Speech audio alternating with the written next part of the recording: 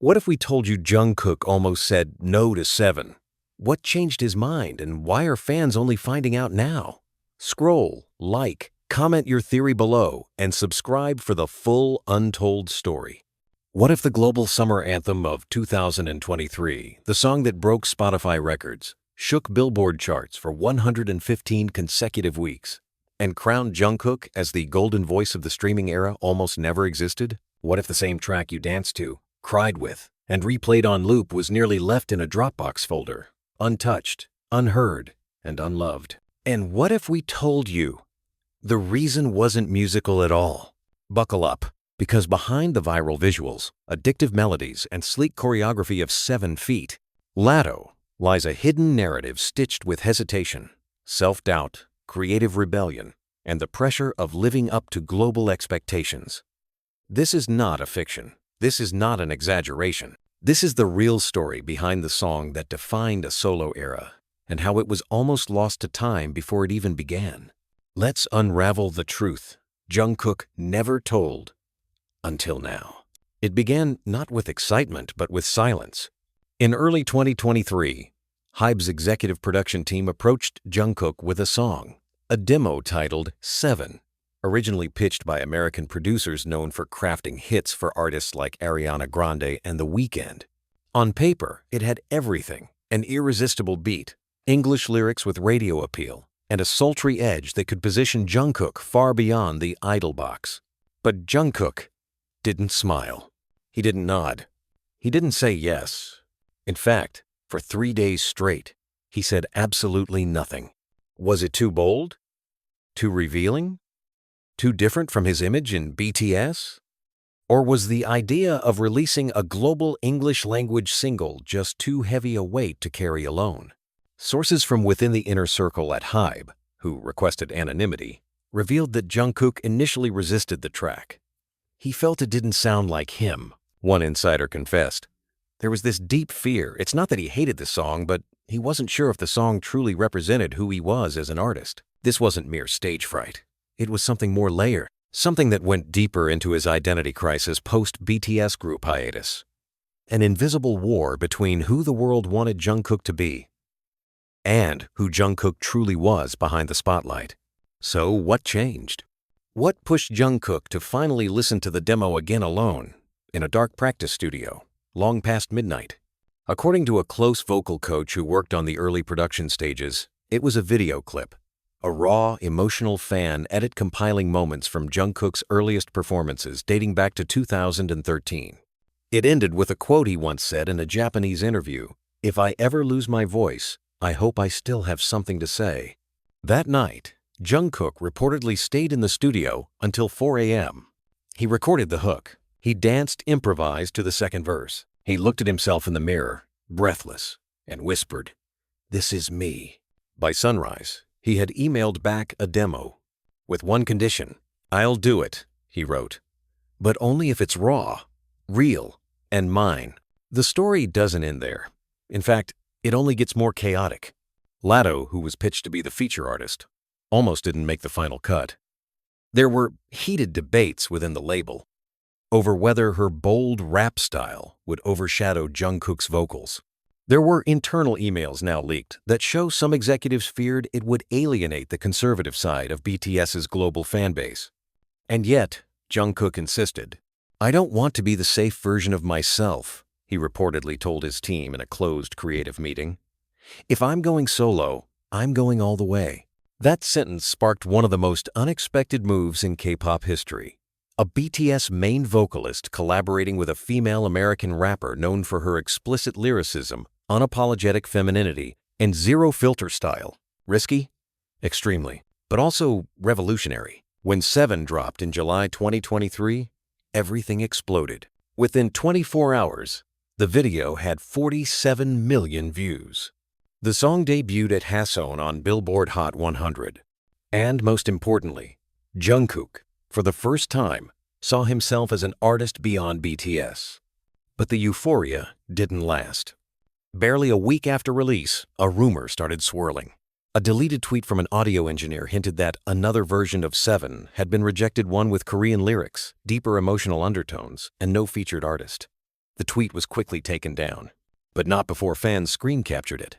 Was there a version where Jungkook sang 7 alone? In Korean? As a ballad? And if so, why was it buried? We investigated. We found leads. We traced old project files that mentioned 7, KR, VER, JK, altmix, V3, .way. No one would officially confirm it. But no one denied it either. And then came the shocker.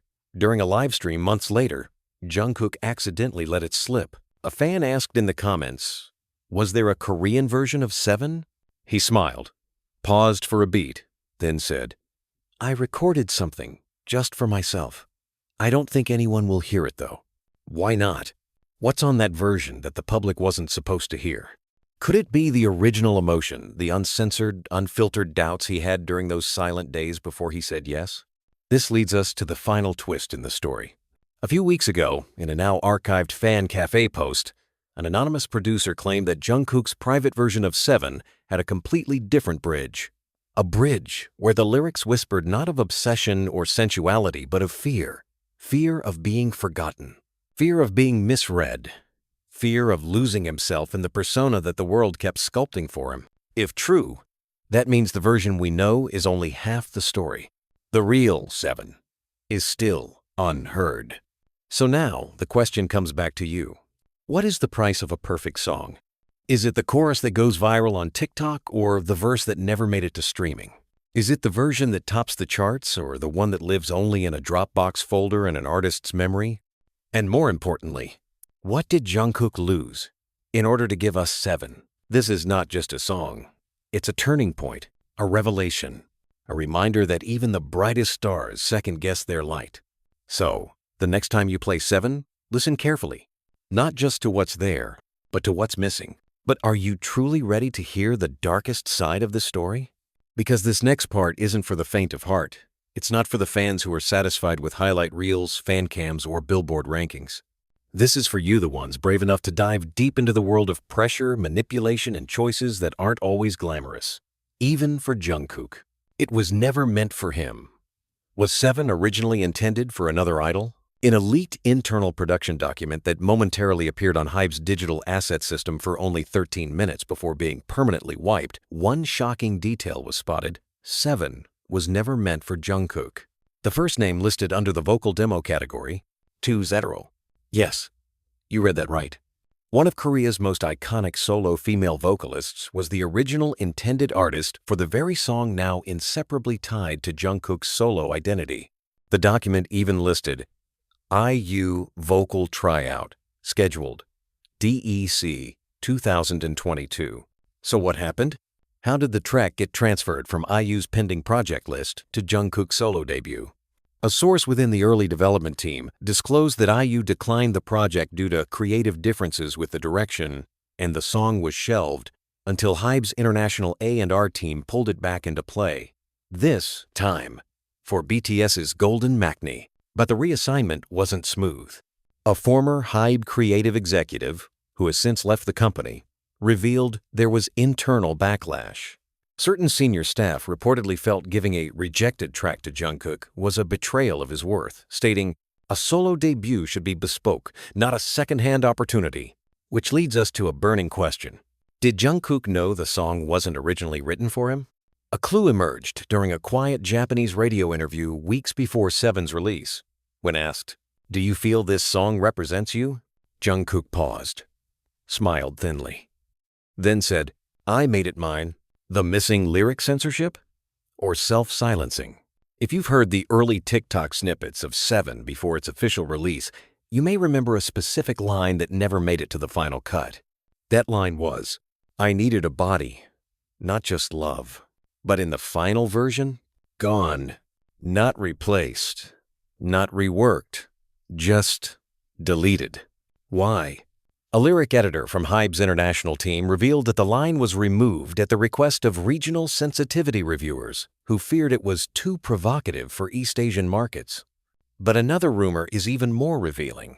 Jungkook himself may have pulled it. According to Korea's largest BTS fanbase, at Golden JK KR, Jungkook was conflicted about how far he wanted to push his sensual image. In a behind-the-scenes note posted to a fan cafe, one staffer allegedly overheard him say, "I don't want to be a fantasy. I want to be an artist." So the question becomes, was Jungkook beginning to censor himself? And if so, how many things has he held back out of fear of being misunderstood? Creative war behind closed doors. Did Jungkook threaten to walk out? A deeply controversial rumor emerged on K-Circle Hub, a private online forum for verified K-pop industry insiders. According to a verified Level 3 user, identity hidden, Jungkook clashed intensely with HYBE's visual and concept teams during the final week of the 7MV edit. The disagreement was reportedly so explosive, Jungkook allegedly said, "If I'm not allowed to decide, I'll walk away and release nothing." The sentence, reportedly documented in a closed-door meeting memo, sparked internal alarm. Was this the voice of an empowered artist or a rebellion against the machine that made him? Even more shocking. After that confrontation, Jungkook reportedly went off-grid for 3 full days. No contact, no scheduled meetings, no replies. The company calendar, usually tightly maintained, showed a 72-hour blackout under his name. What happened during those missing days? No one knows. The deleted footage, what Jungkook said when no one was supposed to hear. Remember that 30-second teaser video of 7? The one with sharp visuals, moody lighting, and flawless choreography? Originally, the raw cut was over 2 minutes long, featuring behind-the-scenes moments, candid interactions, and according to a post-production studio editor, an emotional breakdown. In one deleted scene, Jungkook reportedly removed his mic, sat down, and muttered to himself, "This isn't what I pictured. I feel like I'm acting." That moment was cut. No mention in promos. No leak. Scrubbed clean. Why? Too real? Too emotional? Too much truth for the polished image of a global superstar? 7 opened the door. But to what? Following the explosion of 7, the global streams, the chart dominance, the fashion deals, many fans asked, what's next? But instead of a full solo album or global tour, Jungkook began stepping back. His public schedule dropped. No new releases. And even his live streams became less frequent, less revealing. Some fans fear burnout. Others whisper, he's crafting something darker, personal, untouched by the system. There's growing speculation that 7 was a strategic bridge, a carefully negotiated compromise between the pop world's expectations and Jungkook's need to experiment. If that's true, the next chapter could be the most raw, unfiltered, and potentially divisive work of his life. So now, let's ask again, is 7 really the song of Jungkook's freedom? Or is it the ultimate compromise between corporate calculation and artistic yearning?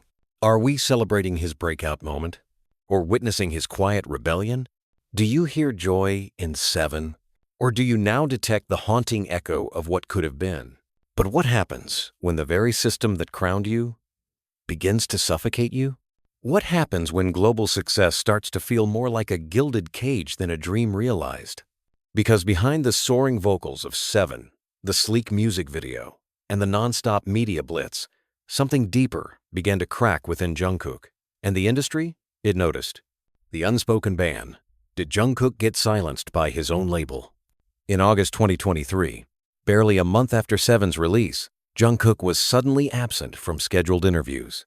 A highly anticipated sit-down with a major UK radio station was postponed indefinitely. A scheduled appearance on a US late-night talk show mysteriously vanished from promotional materials. At first, fans thought it was due to exhaustion. But then, the leaks began. According to a broadcast production assistant in Seoul who claimed to have worked on one of the canceled segments, Jungkook wanted to speak about the parts of 7 that didn't make it into the final cut. He planned to open up about the internal debate over his image, the conflict with the visuals, even the Korean version he recorded in private. That's when, according to the insider, HYBE pulled the plug. He was not aligned with promo objectives, they reportedly said. He was too introspective, too real. And just like that, the boy who had become the most streamed K-pop soloist in history was being pushed off the mic, not by fans, not by critics, but by his own machine. Why? Because authenticity, unfiltered, unedited, vulnerable, doesn't always fit the algorithm. 7. Was just the first shot Jungkook wrote a song that will never be released? In late September 2023, a major shock rippled through the underground Korean music production community. A session guitarist leaked the existence of an unreleased track titled, Me? Not Him. It was reportedly recorded in the same 2-week period as 7 and featured instrumentation that was haunting, raw, and stripped of all pop polish. According to those who heard snippets of the demo, the lyrics included lines like, "They see gold, I see rust, divided by. They see fame, I feel dust. And the most chilling of all, they said be loud divided by, so I learned to bleed in silence." The track was allegedly flagged by HYBE's internal review team as too melancholic for mass release. Some claimed it was removed from Jungkook's final submission folder. Others believe Jungkook himself was convinced to save it for later, a later that might never come. Fans who caught wind of the leak started a campaign under the hashtag number #ReleaseMeNotHim, which trended globally for 3 days. Still, there's no sign of the track, no snippet, no confirmation, just silence. And silence is beginning to speak volumes. The double-edged sword of solo fame. Is Jungkook trapped between two worlds? You see, Jungkook was never just an idol. He was the youngest, the most versatile, the fan favorite, the golden maknae. But when 7 catapulted him into solo superstardom, it also threw him into a new battlefield, one with no teammates beside him. Suddenly, every note, every gesture, every breath wasn't just about representing himself. It was about competing with the expectations of 10 years of loyal BTS fans, the scrutiny of global Western audiences, the comparisons with other K-pop idols going solo, and the invisible weight of being the chosen one from BTS to cross over. A former music critic who covered Jungkook's solo era put it best. He's no longer just breaking records. He's breaking away. But breaking away from what? From BTS? From the idol image? From the system that built him? Or from himself? You don't know what I gave up. Jungkook's message that sparked global debate. In a live stream that took place on a rainy October night, Jungkook logged on unexpectedly. He wore no makeup, no filter. His voice was hoarse, his eyes tired. And after reading fan comments for a while in silence, he suddenly said, "You love 7 so much, but you don't know what I gave up for that song." He didn't elaborate. He didn't smile. He just ended the stream. That single line exploded across ARMY Twitter, YouTube, and fan cafes. What did he give up? His creative control? A more personal track list? A version of himself we'll never get to meet? And most haunting of all, was 7 the beginning of his solo era? Or was it his quiet cry for help? The line between artist and product. How much of Jungkook are we allowed to know? This isn't about whether 7 was a good song. It was. This isn't about the charts. It crushed them. This is about the invisible cost of building a perfect pop star. When you listen to 7, are you hearing Jungkook? Or the version of Jungkook that was approved, packaged, and sold? And if there's a truer version still locked in a vault, buried beneath NDAs and corporate strategies, will we ever hear him? Or have we already missed the chance? So now we ask you, what do we as fans really want? Do we want perfect idols? Or do we want truth? Do we support Jungkook because he shines? Or are we ready to stand by him when he breaks? Because maybe, just maybe, the song that made us dance was the same one that made him cry.